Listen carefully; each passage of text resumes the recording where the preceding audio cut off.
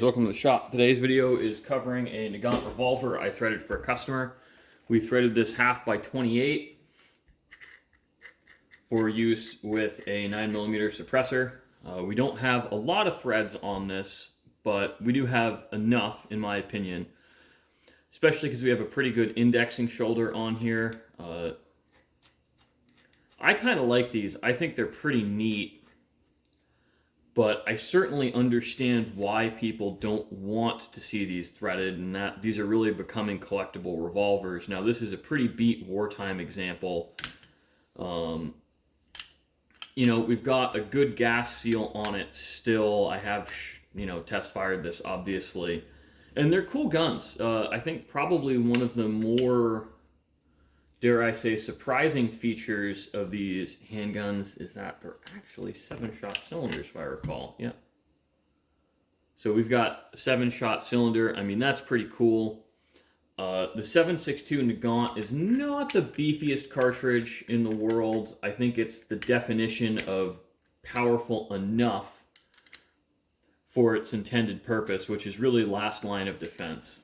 From what I understand, especially in the Red Army, pistols were primarily a status symbol. They were not a fighting weapon. And this is certainly not a fighting weapon.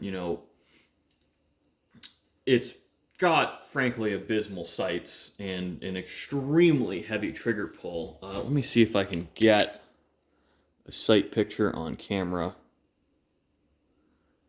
Yeah, you can sort of get an idea there.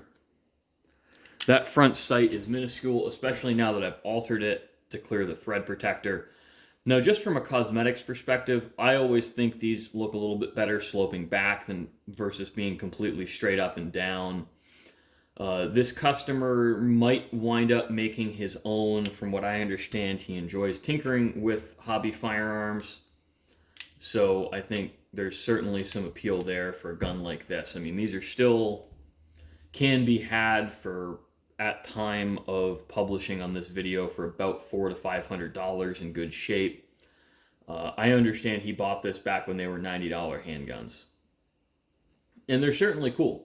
I've shot them before. I do a fair bit of Nagant Revolver work actually here. I understand locally I'm the only person threading these. I think fewer and fewer people are going to bother doing it going forward because, frankly, the demand really isn't there.